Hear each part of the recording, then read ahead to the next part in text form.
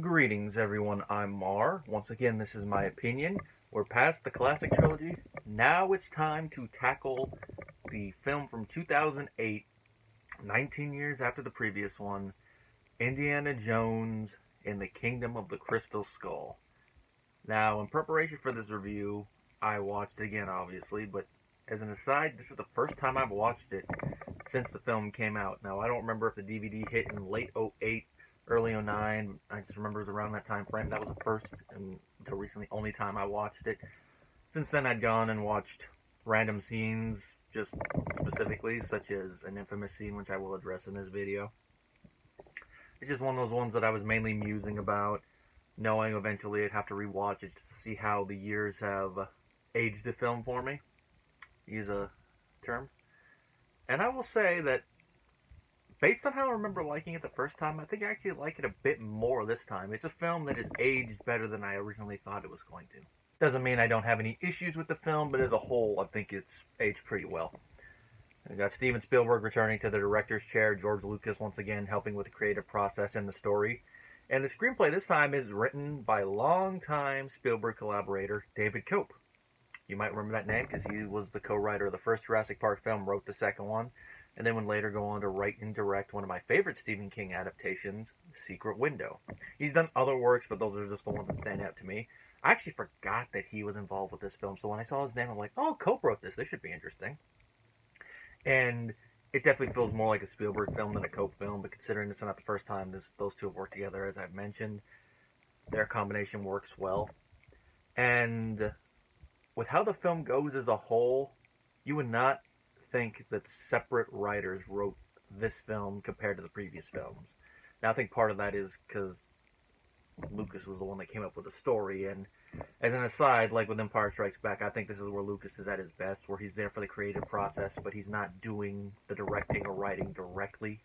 I know, kind of weird to use that word so many times, but he's involved in the creative process, but he's not the one, kind of is as a producer, but he's not the one directly overseeing everything. He's just off to the side. He's like, all right, that's good. And if you compare Empire Strikes Back to the films he actually directed, you can see why. You notice why it's better for him not to be in that spot. Harrison Ford returns as Indiana Jones. No one could replace him in live action. We got Karen Allen returning as Marion Ravenwood, the love interest from the first film.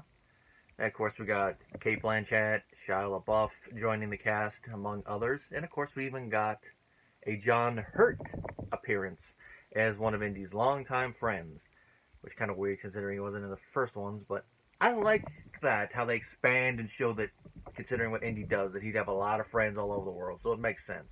And this one's a long-term one that I guess they both worked with Marion's father. Nice little bit of lore building there. The plot of the film is it takes place during the 50s. Unlike the previous three, our prologue actually is important to the film, so that's one change right off the bat.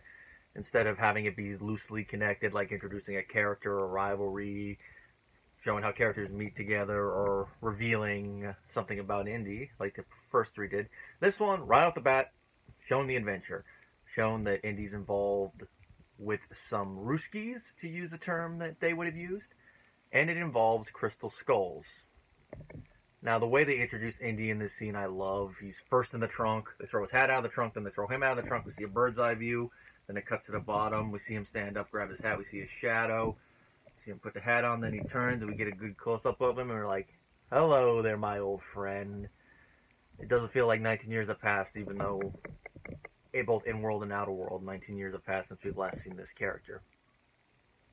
And from there, we're shown that the Ruskies are there because they want to get this skull. At first, we're not made clear what it is. We're just let to know it's something weird. It's magnetic, even for things that aren't magnetic. It's in this area, which is the same warehouse that they took the Ark of the Covenant in at the end of Raiders of the Lost Ark, which they do show the Ark during a chase scene. I'm like, oh, that's a nice little bit of continuity. Andy does get away. He survives something, which I'll address later. The government does debrief him, and considering this is the time of the Red Scare, their debriefing makes a whole lot of sense when you watch it. And this is one of those aspects of the film that has aged pretty well for me. I'm like, alright, this is definitely how they would have treated Dr. Jones if it really existed and it was during this time and he was involved with the Russians. And it goes so far that he is essentially fired from his teaching position. They don't call it that, but that's essentially what happens. He even points that out in dialogue. That's another aspect that's aged pretty well. It's like, yeah, even loosely connected with communists during this time, you're fired.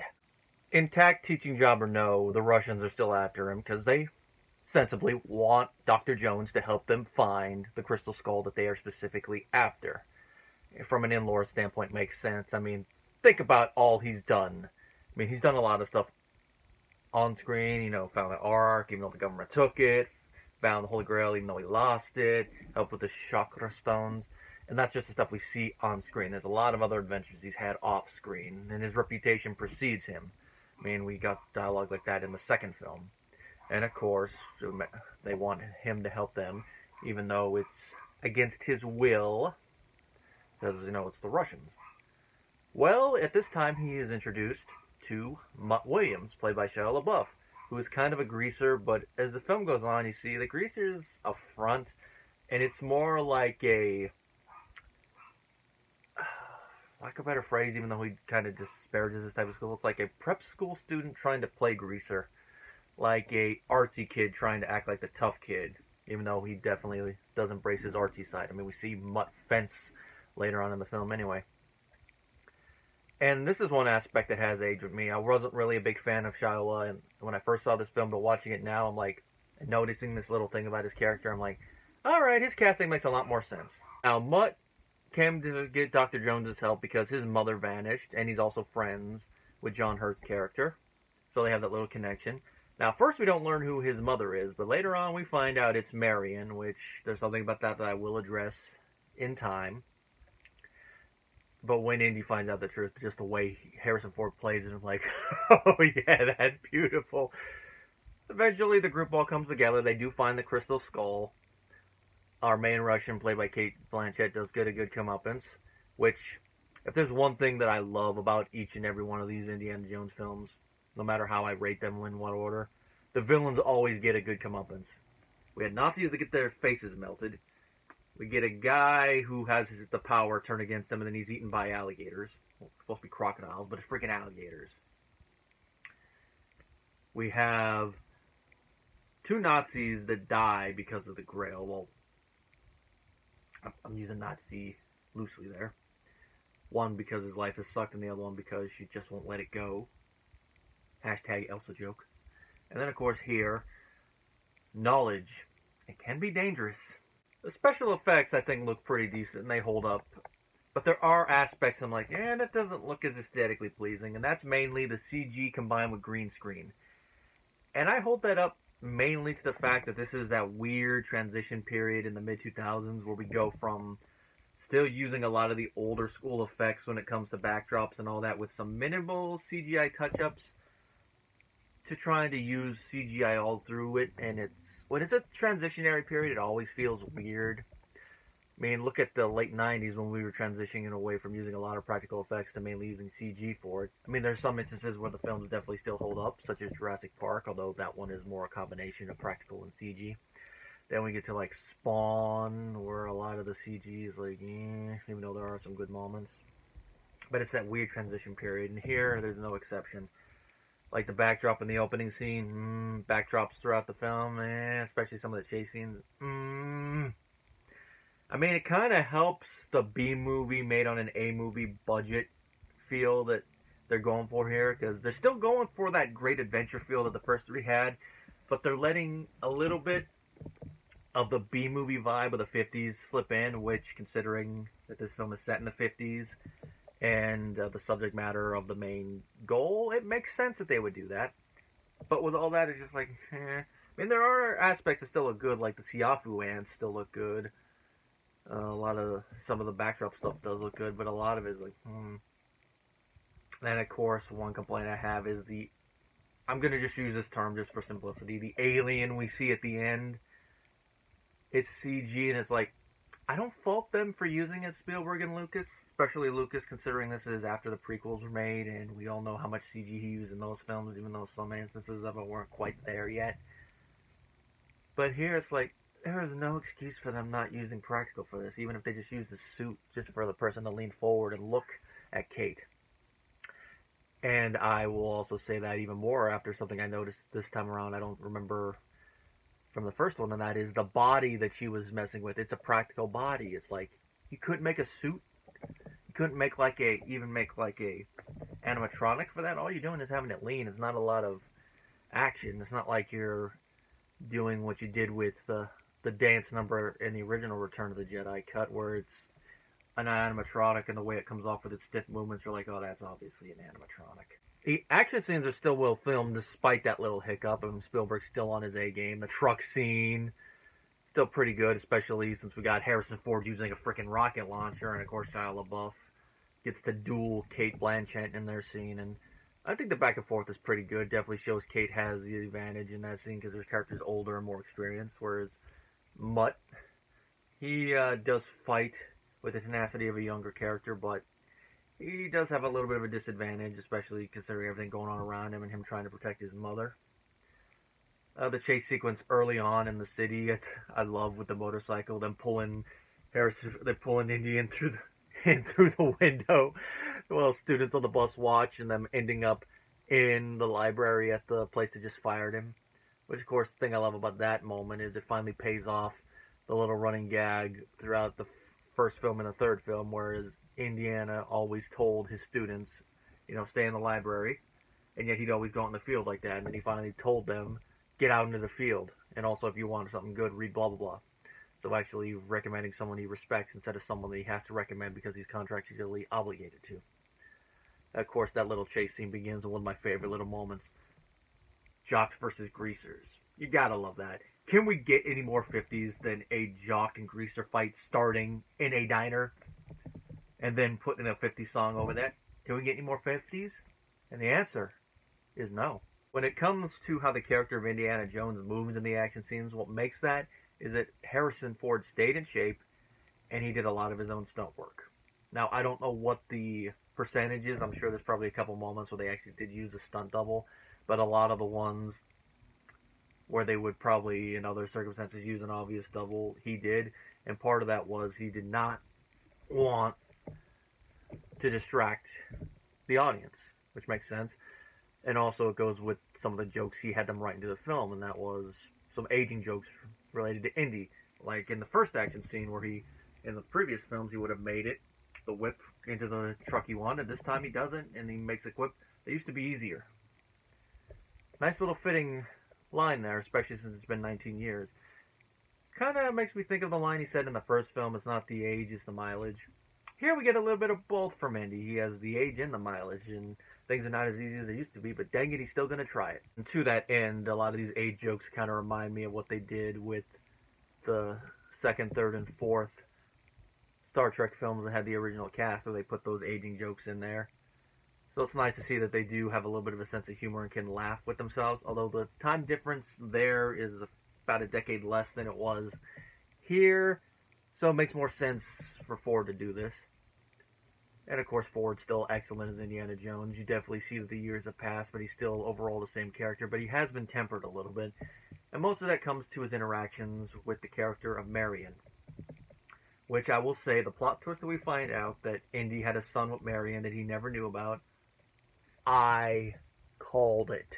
Somebody better pick up that phone because I called it. And part of that was, why else would they have Marion in the film unless there's going to be something revealed? Because we've never seen him reunite with a past love interest before, so... And I was even talking about it with my cinema literature teacher, and she was even like, So she probably had the same hunch I did. And then when I saw this, I'm like, no surprise. But the way it's played off, it's not meant to be a big surprise, just a reveal. I mean, it's not like, he's your son, bum, bum, bum. It's more like, he's your son. What? And the way that Karen and Harrison interacted this scene, it's so cute. It definitely comes off as former lovers reuniting after a while, but not in the same manner as in the first film, whereas that one's them reuniting under bad circumstances. Oh, these are bad circumstances, but here you definitely sense the maturity from these characters. It's been almost 20 years since they last saw each other. So it's from us older maturity versus like middle age and 20s maturity that we saw in the first film. And as the film goes, right away, Indiana accepts that Mutt is his son, which is like, really? Right off the bat? Then again, he knows Marion. He knows Marion would not lie about something like this, so it makes sense that he'd accept it right off the bat. The only one that really takes a while to accept it is Mutt, but by the end of the film, he does accept it, but he's being playful with it. He calls Indy Daddy-O. Like, that's 50s, but you can tell he's being a little bit of a smart ass there. I love that line. Just the way Shia La Beouf sells it. Of course, Indiana's attitude about Mutt not finishing school changes the moment he finds out that Mutt is his son. And I love how the dialogue with that. Whatever happened to not letting him tell you what to do? That was before you were my son. It's all their interactions. And after that, they definitely start feeling like a family. And I think the scene that really helps sell that is the scene with the sand where they have to get them out. And Indy's the last one, and they have to get him out with his snake. He's like, stop calling it, call it a rope. Marion and Mutt, to exchange a look, grab the rope. That's a big family dynamic right there. And of course, in the end, Marion and Indiana do marry. And so far, there have been no other films. So if they don't make any more Indiana Jones films, I think the perfect coda for the series is Indiana marrying his sweetheart from the first film. And even, I have to say, I do agree with one of the reasons why they decided to bring Marion back, and that was, with all the years that's passed, it's time for an old flame. And if you think of his first three love interests, she's the only one that makes sense. I mean, Elsa died. Willie, I mean, I like Cate and her performance and all that. It's just the writing. It's like, no. Don't bring Willie back unless you make her more mature. So it makes sense. It's like bringing back Marion is the obvious choice. Cate Blanchett, she does a pretty good job with the material she's given. There's not a lot of depth to her character other than wanting the knowledge of the Crystal Skulls and being an archetypical Russian agent from this time, even though I don't know how many female Russian agents worked at this time. If I remember right, I think Stalin was dead around this time, or might have been right before he died. I'd have to do some research real quick. But I don't remember hearing too many about female Russian agents around this time, but I guess you could say it's being progressive and she's good enough that Stalin or whoever is in charge does not care. Also, it adds a little bit of flair and spices things up. I mean, we had Elsa in part 3, but she was really an antagonist, not really a villain. But then again, I guess you say Donovan's also an antagonist. He was more the lead Nazi that was the villain of that one. Donovan was kind of a villain, though, too, because he did shoot Dr. Jones Sr., whereas Elsa was just mainly working on that side just for the fact that she'd be able to get what she sought, since she wasn't really the lead villain. Here, Cate is the lead villain, and even though she is trying to hurt and a couple times kill our characters, you can tell that when it comes to it, she will work with them when they're at an impasse. And there are a couple times where they go from fighting, helping. Part of it is just in the moment, and I think that's mainly why, as a character, Indiana helps her, just in the moment, and it's like, just go with it. If we find a moment to escape, we will, and he runs with it when they do.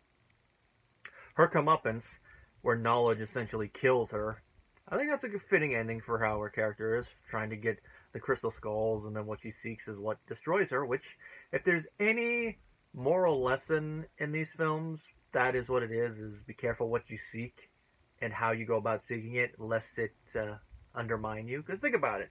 First film, Nazis and the other guy killed by opening the Ark. They did the ritual, but they underestimated its power. Same thing with Mola Ram. He underestimated the power of the stones. Because of how he bastardized Hinduism, he was turned against by Shiva.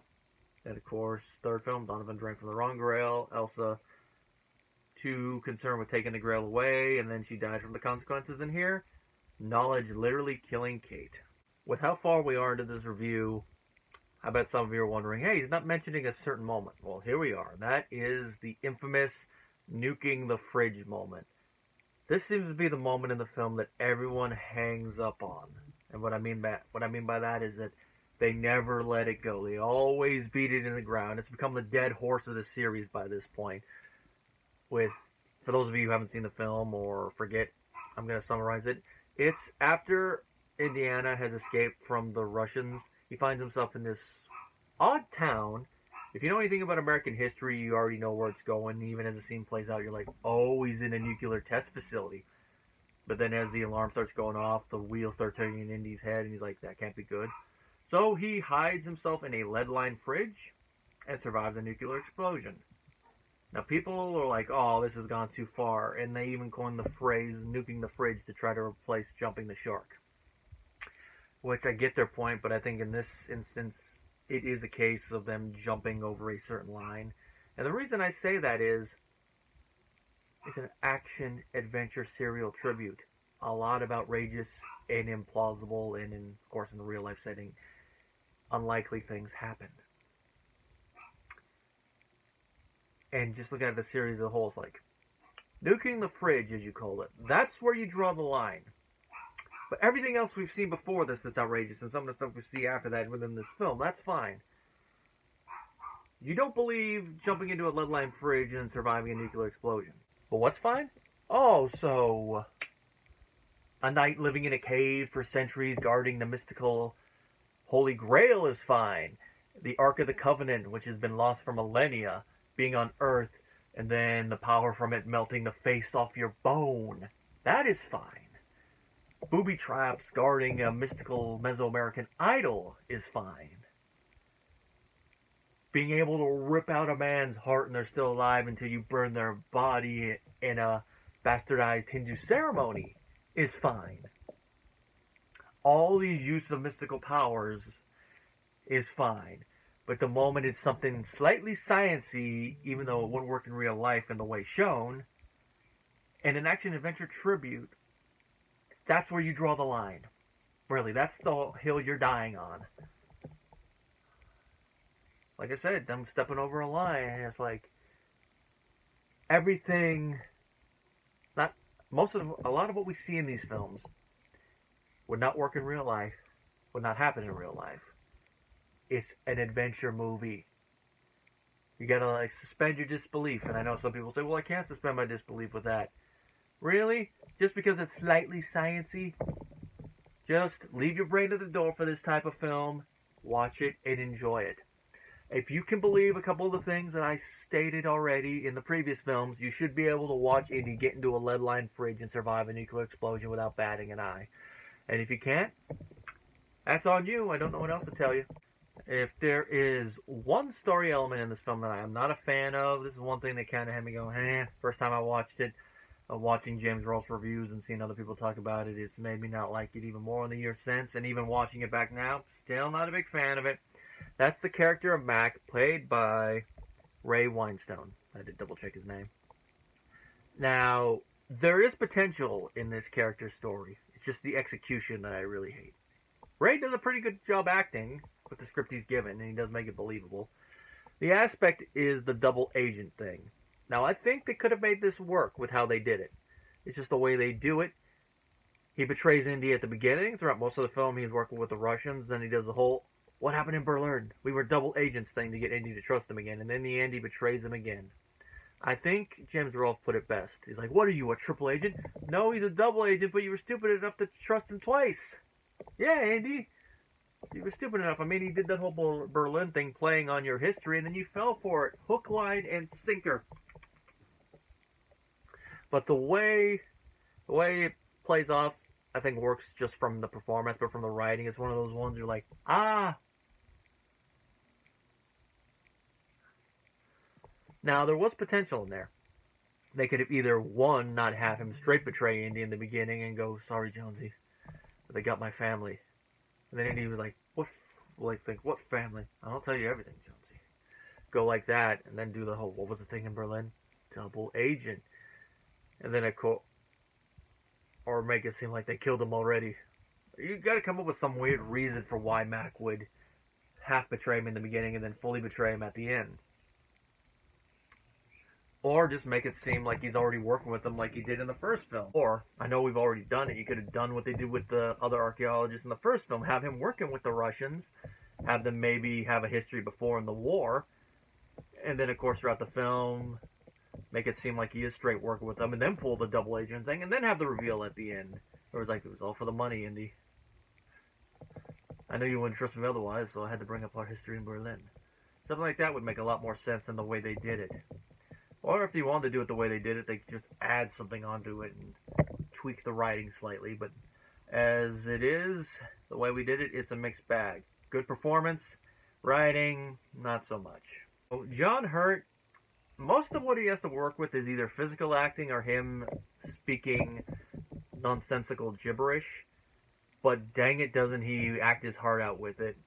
And he does come across as someone who has legitimately lost his mind. By the end of the film, he does regain his senses, so it's nice to see him acting a bit more straight. But his comic timing when he has lost his mind is excellent. And the few times he has to be serious, like when he's using the skull for stuff, he plays it off pretty well.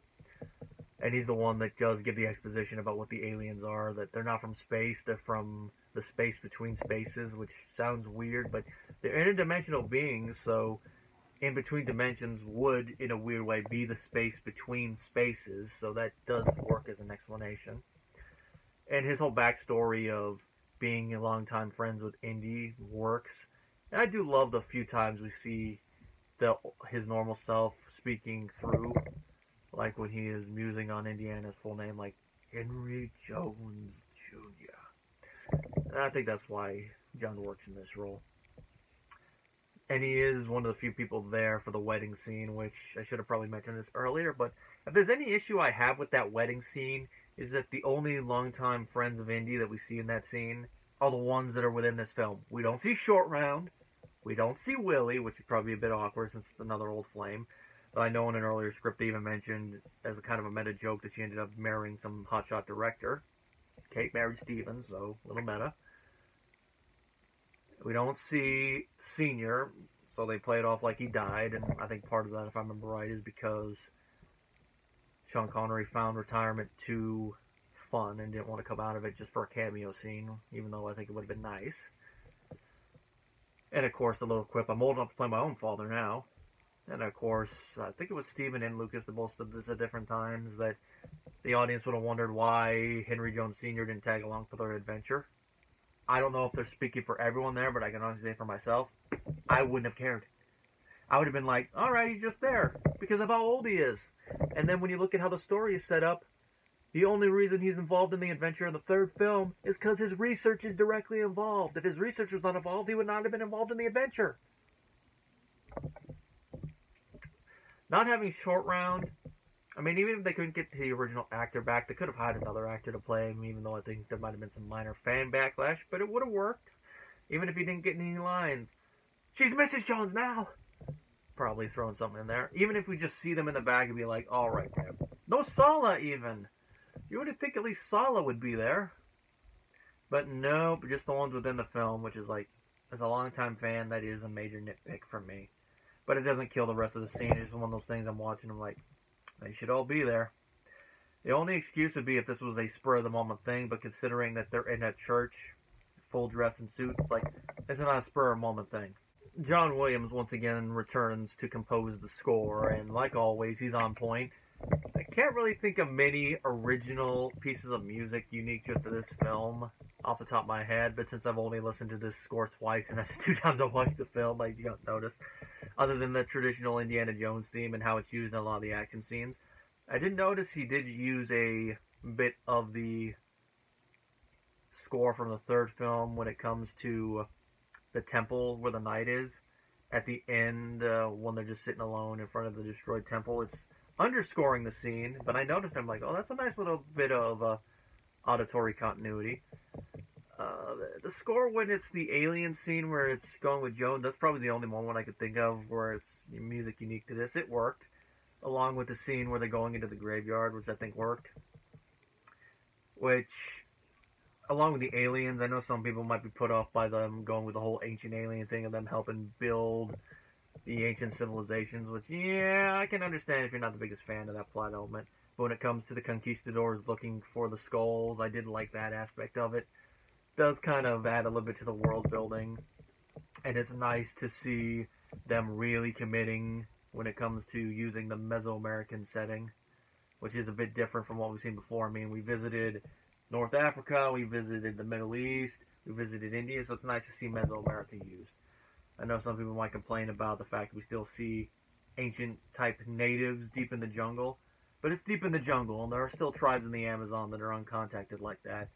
And of course, certain Mesoamerican people did practice a form of martial arts, so the way they're fighting them makes sense, even though might not be accurate to the martial arts that they practiced.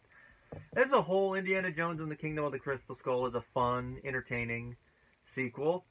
Made 19 years later, and other than a few elements, doesn't really feel like that many years have passed. But you can definitely tell from a technological standpoint that amount of time has passed, because even though it's the same creative team, if you watch the other films and watch these ones directly back to back, you will notice from looking that some of the technology has changed. So in that aspect, it doesn't have the same feel, but everything else around it definitely feels the same.